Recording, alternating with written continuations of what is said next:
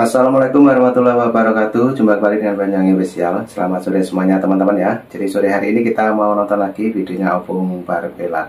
Dan Opung sendiri sore hari ini juga membahas tentang Ferry Amsari. Kita siapkan dulu untuk videonya dan mari kita tonton untuk penjelasannya Opung Barbelak. Dan sepertinya ini sangat menarik teman-teman ya. Lanjut untuk videonya kita tonton. Let's go.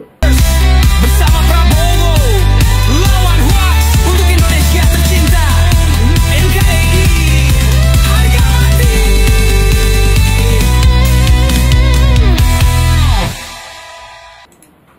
Baru-baru ini Bapak Prabowo menantang tokoh Indonesia Gelap untuk melakukan diskusi, dan ini dijawab oleh salah satu tokohnya, Ferry Amsari, tapi dengan satu syarat: harus dibuat terbuka dan disiarkan secara online.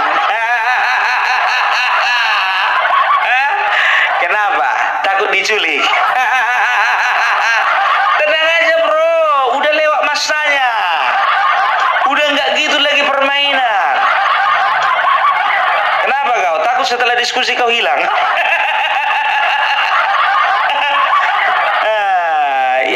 Ya, nggak usah takut lah. Ada asuransi jiwa, ada kan? Kalau belum ada asuransi jiwa, ya sebelum diskusi urus dulu asuransi jiwa. Lumayan untuk peninggalan untuk keluarga. Jelek kali framingmu itu terhadap Bapak Prabowo kan. Sekarang begini aja, sudah ya, kalau mau debat-debat aja tertutup seperti Bapak Prabowo katakan itu. Bawa kawanmu 2 orang, 3 orang, 5 orang, 10 orang, biar Bapak Prabowo sendiri. Nggak usah bawa kawan, paling-paling dia bawa sniper 3 orang. Satu di kanan, satu di kiri, satu di belakang. Maksudnya menjaga keamanan Bapak Prabowo, itu maksudnya. Bukan untuk mengeksekusi tugasnya, bukan. Tenang aja kau. Kenapa aku bilang ini aman? Karena terlalu rugi bagi Bapak Prabowo untuk menculik kau. Di Indonesia ini masih banyak orang berserakan yang kayak kau. Spesiesnya itu ada 100.000. Jadi kalau misalnya kau pun hilang atau misalnya kau diculik, masih ada sekitar 99.999 orang lagi. Masih banyak. Kalaupun misalnya kau diculik, dimasukkan di dalam karung, karungnya diikat pakai tali, talinya diikat lagi sama batu 1 ton. Setelah itu diantarlah ke Laut Jawa, dibawa pakai perahu ke tengah-tengah, ditenggelamkan kau di sana. Kan masih tinggal ada 99.909 orang lagi. Mubazir bro, mubazir. Habis waktu untuk ngajak kau diskusi, habis uang untuk beli karung, habis uang untuk beli tali, habis tenaga untuk ngangkat batu yang beratnya 1 ton, habis bensin dan solar untuk membawa kau dari Jakarta ke Laut Jawa, habis lagi gaji untuk menggaji orang menenggelamkan kau ke dalam laut. Kalau dihitung-hitung dana operasionalnya itu sekitar 3.500.000. Ya, 100.000 beli karung, 100.000 beli tali, udah 200.000, 300.000 itu minyak. Ya kan, baru untuk menggaji orang, 1 orang 1 juta, 3 juta, totalnya semuanya 3.500.000.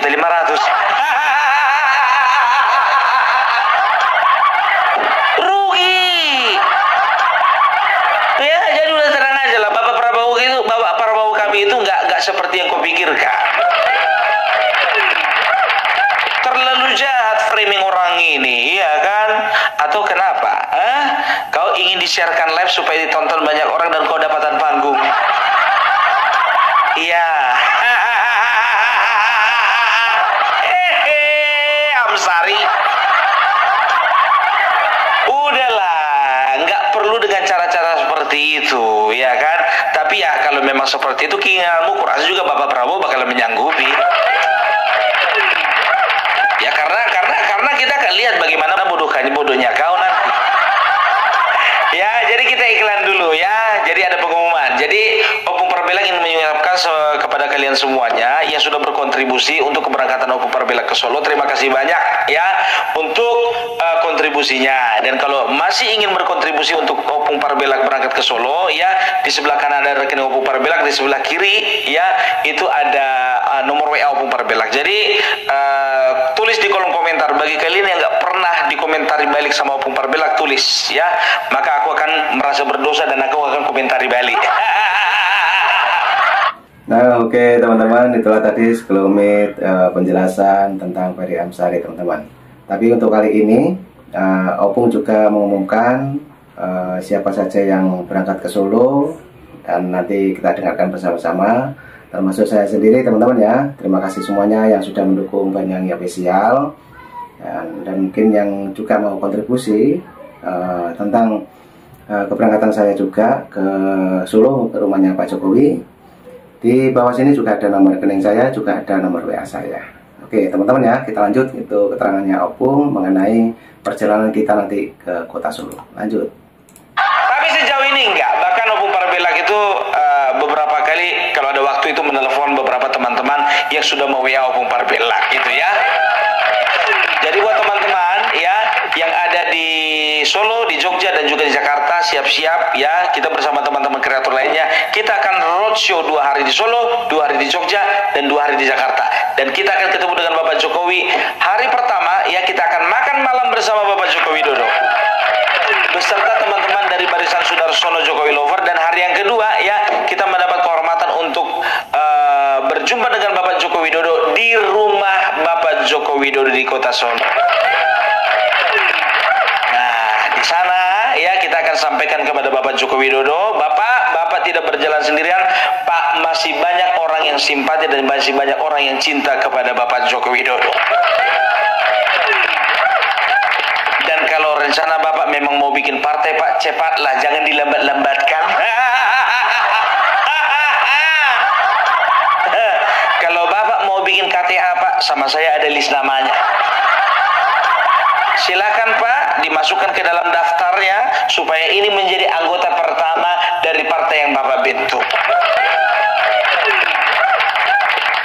Udah ditulis di situ urutan pertama ya Opung Parabellak, 2 Agrifanani, 3 Hengki Banyuwangi Official, 4 AR Mahmud, yang ke-5 Farm Project, ke-6 Sirait Media, ke-7 Vicky Himpong, 8 Blacker Majenang, 9 Renade SB, 10 Rinaldi Batanta. Setelah itu 11 ada Want to be Kreatif. Ya, 12 Bapak Suparjo, 13 Bapak Susanto, 15 Bapak Ridwan, 16 Bapak Answar, 17 Ibu Tuti, 18 Ibu Suhartini, 19 Ibu Ripka. Udah sama aku semua listnya, Pak. Dari mana kau dapat? Ya aku catat semua nomor kalian. Semua nomor kalian jujur ya aku bilang ya, untuk yang mau WA Opung Parabellak, semuanya Opung Parabellak simpan. Ya, buktikan sendiri kalau kita jumpa nanti. Ya oke lah kalau kayak gitu ya. Itu aja dulu pengumuman kita ya. Gak usah lama-lama. Kita lanjut lagi. Nah oke. Jadi itulah tadi teman-teman ya penjelasan dari Opung Parabellak mengenai perjalanan kita nanti bersama teman-teman kreator lainnya, yaitu kreator YouTuber Nusantara pun melawan hoax teman-teman. Oke, jadi menurut keterangannya Opung tadi, kita di kota Solo 2 hari, juga di Jogja 2 hari, langsung nanti ke Jakarta 2 hari. Nah itu teman-teman ya. Jadi saya sudah booking tiket teman-teman dari Banyuwangi langsung menuju ke kota Solo, yaitu di stasiun Balapan. Saya naik kereta.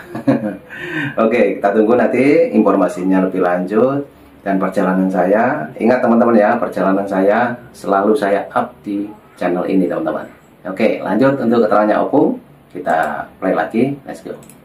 Ya, jadi tahu nggak kalian, ada beberapa hal ya, pertanyaan ya, ada beberapa pertanyaan dan requestan ya dari Ferry Amsari ketika dia akan melakukan diskusi. Diskusi belum dilakukan udah minta requestan dia. Yang pertama, nanti kalian akan lihat ujungnya bagaimana ya. Yang pertama ya, dia menantang Bapak Prabowo. Dia akan menanyakan, kenapa setiap pernyataan Bapak Prabowo itu tidak ada tindak lanjutnya?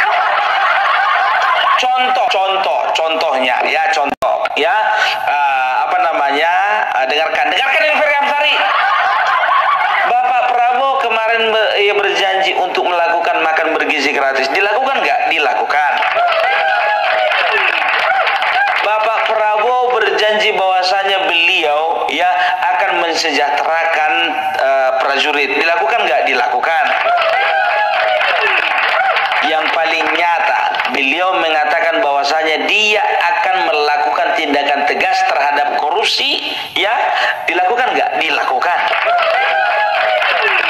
Beliau mengatakan bahwasanya beliau akan ya melanjutkan apa yang sudah dilakukan Bapak Joko Widodo. Dilakukan nggak? Dilakukan. Kan begitu. Dari mungkin 100 pernyataan ya dari Bapak Prabowo, kalaupun masih ada ya sekitar 5 atau 10 yang dilaksanakan. Sekarang sudah berapa hari? Hitung dulu, Bapak Prabowo masih sekitar 150 hari kalapa. Butuh waktu untuk merealisasikannya itu semua. Sedangkan kau juga contohnya jadi kepala desa, bangun satu jalan pun belum tentu bisa selesai 1 tahun. Modelmu tidak ada keberlanjutan, tidak ada tindak lanjut, tidak ada follow up dari pernyataan Bapak Prabowo. Gak pernah kau nonton TV.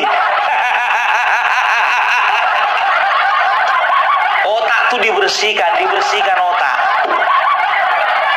Itu loh, ya pantas lah Indonesia gelap, otaknya pun gelap.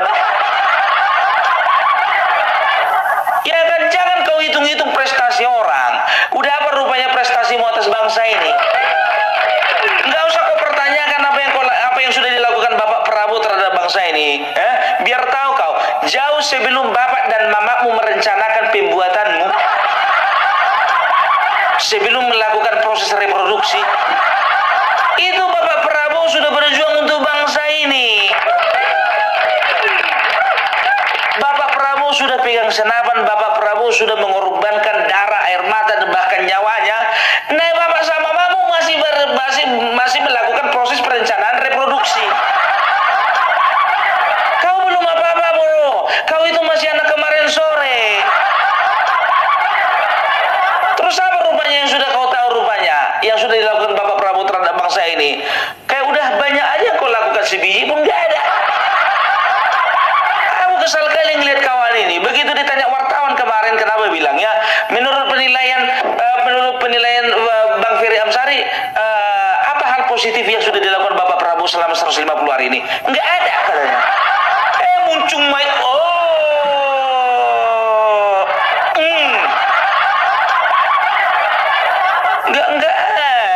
Enggak ada katanya. Sedangkan kau jadi kepala desa belum tentu sanggup. Kemarin sore mau mendikte Bapak Prabowo. Kau itu enggak lebih dari sekedar tukang rusuh. Kemarin kau keluar adili Jokowi, keluar Indonesia gelap. Kemarin perkara retret pun juga kau bilang Mendagri ada bikin korupsi kan? Sampai sekarang nggak bisa kau buktikan kalapa, keong, racun, telur bebek. Emosi aku kau bikin. Jangan kau bikin malu anak muda, serius. Terus apa rupanya prestasimu? Cuma satunya prestasimu kan dirty vote, dirty kotor vote suara. Udah berapa kali ku praktekan itu. Suara kotor. Oh no, oh my god.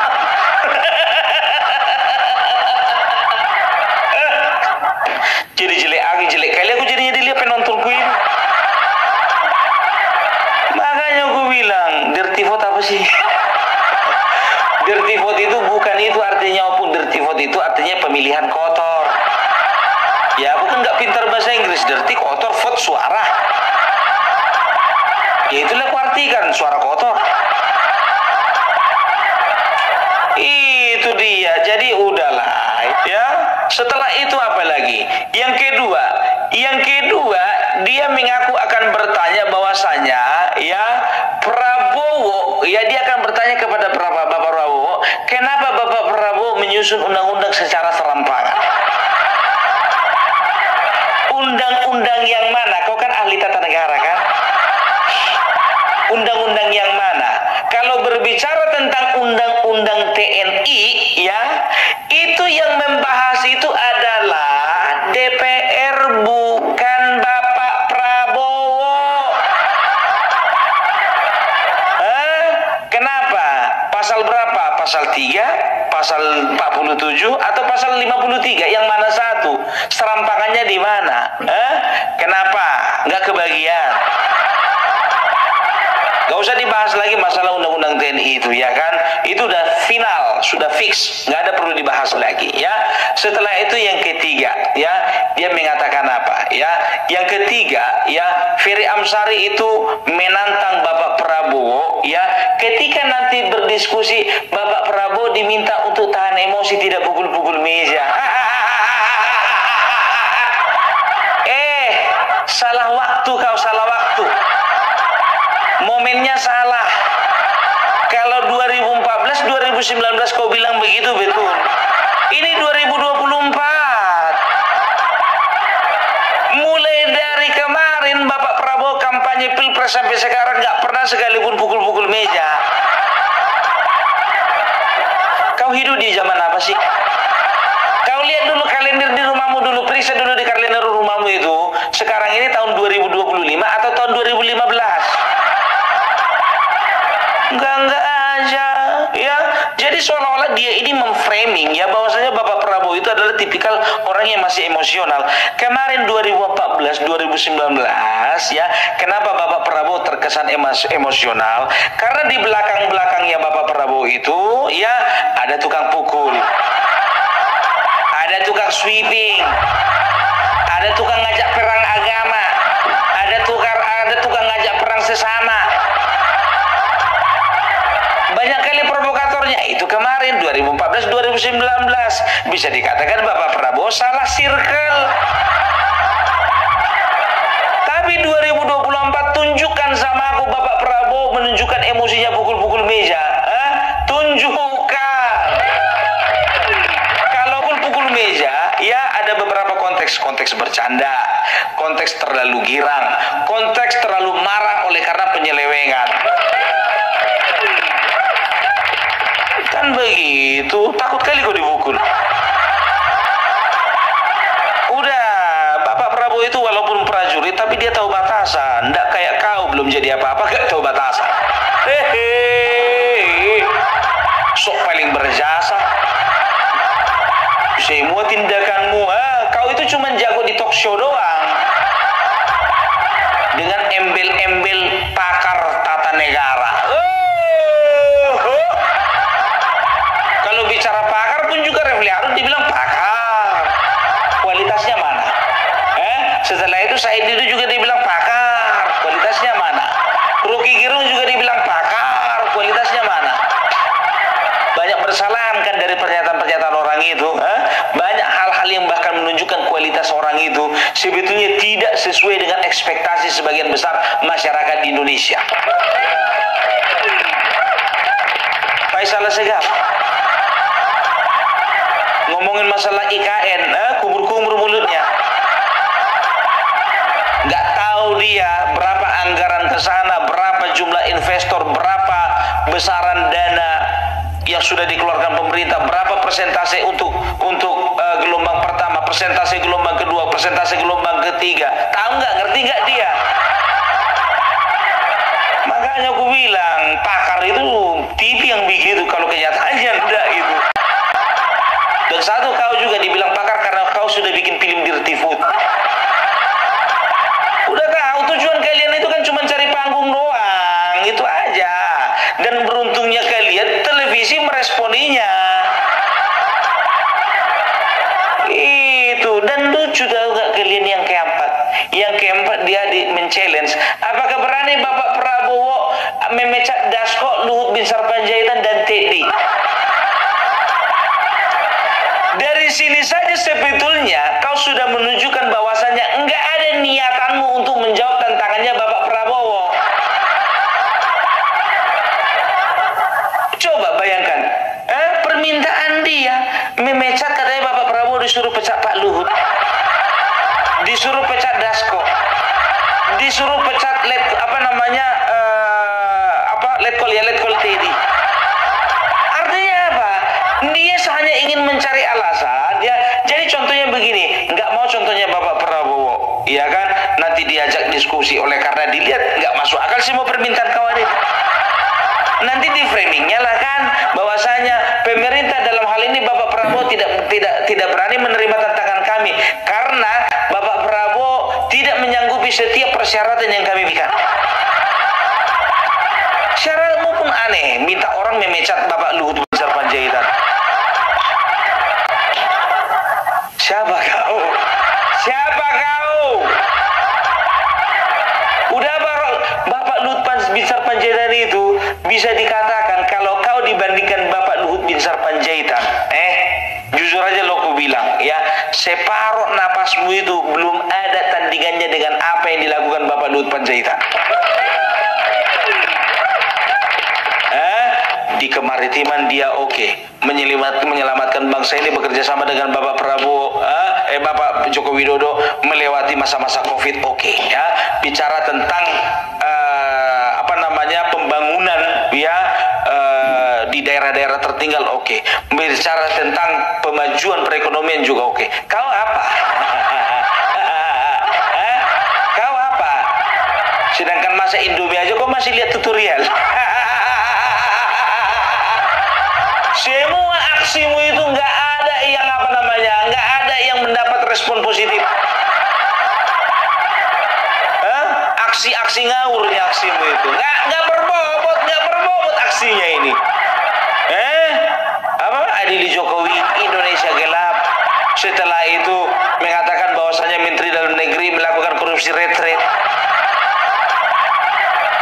Ada aja. Jujur aja lo aku bilang, kalau orang-orang kayak gini maunya ditangkap.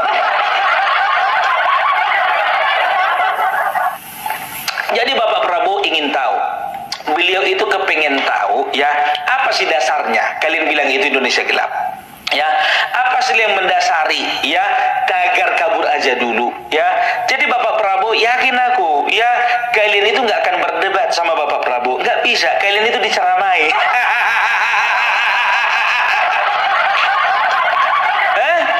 Tagar Indonesia gelap dari mana?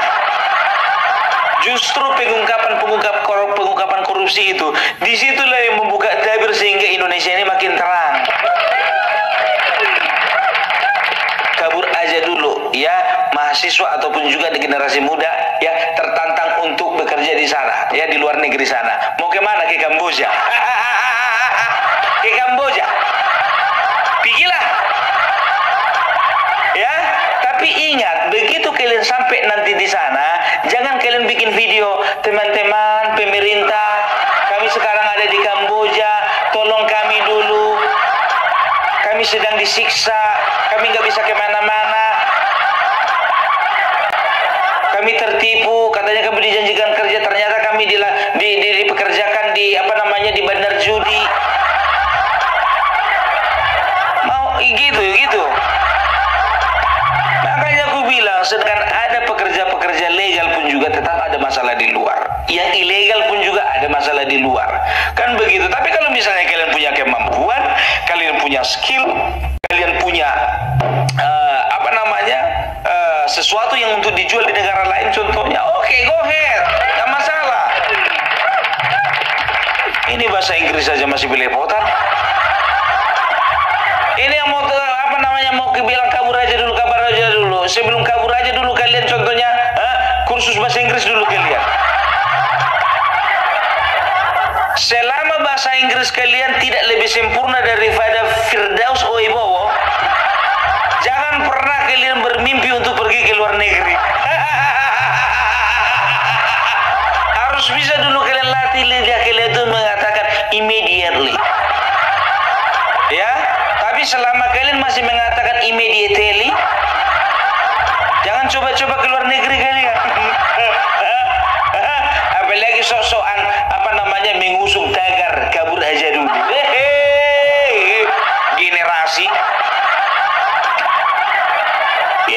silakan mau ke Jepang, silakan Korea, silakan Korea Utara, silakan Amerika Serikat, silakan. Tapi perbaiki dulu kemampuan kalian, minimal kualitas bahasa kalian. Kan gitu. Ya minimal kayak Opung Parbela lah kan begitu. Tapi kalau masih ke apa namanya kemampuan kalian kayak Firdaus Soebo, begitu nyampe bandara kalian dipulangkan kalian langsung. Nah itu dia. Ya jadi kalau aku katakan sebetulnya ini adalah jawaban konyol dari seorang Ferry Amsari. Artinya apa? Secara konyol dia itu sebetulnya menolak ajakan diskusi Bapak Prabowo. Kenapa bilang? Yang pertama, oke, pertanyaan itu akan dijawab Bapak Prabowo. Ya, pertanyaan yang pertama tadi, ya, dia akan bertanya perihal kenapa pernyataan Bapak Prabowo tidak lanjutnya. Bapak Prabowo yakin akan bisa menjawab. Setelah itu pertanyaan kedua, apakah Bapak Prabowo kenapa Bapak Prabowo serampangan di dalam menyusun undang-undang? Nanti Bapak Prabowo juga bisa jawab kan begitu. Yang ketiga, ya, si Ferry Amsari mengatakan bahwasanya Bapak Prabowo kalau diskusi jangan emosi, ya, tidak pukul-pukul meja. Itu pun bisa dia sanggupi. Tapi yang keempat, Ferry Amsari tahu bahwasanya akan mustahil bagi seorang Bapak Prabowo memecah Dasko, Luhut Binsar Panjaitan dan Teddy. Makanya ku bilang, ya, itu hanya alasan untuk menolak secara konyol. Ahli tata negara tapi kualitas kayak gitu. Kurasa kau lihat undang-undang pun Google ya kau.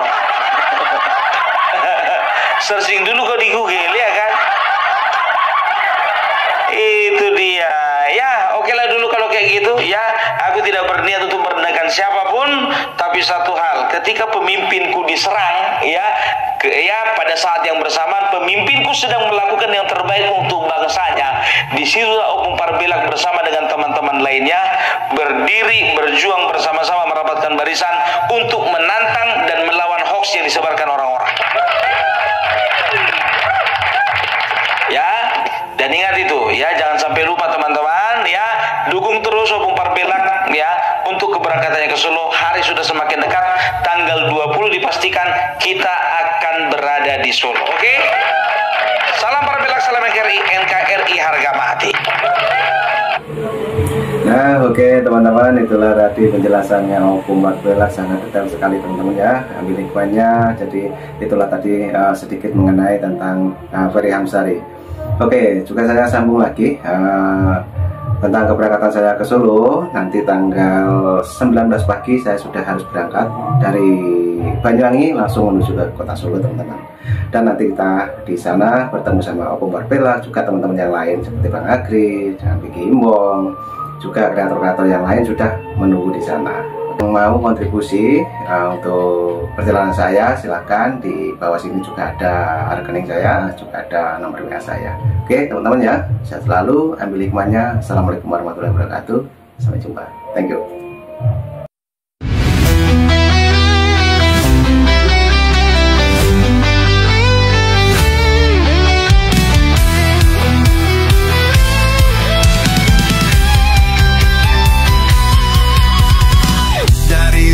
Sampai ke timur, suara jujur kini bergema. Bukan cuma cari viewer, tapi kebenaran yang utama. Opung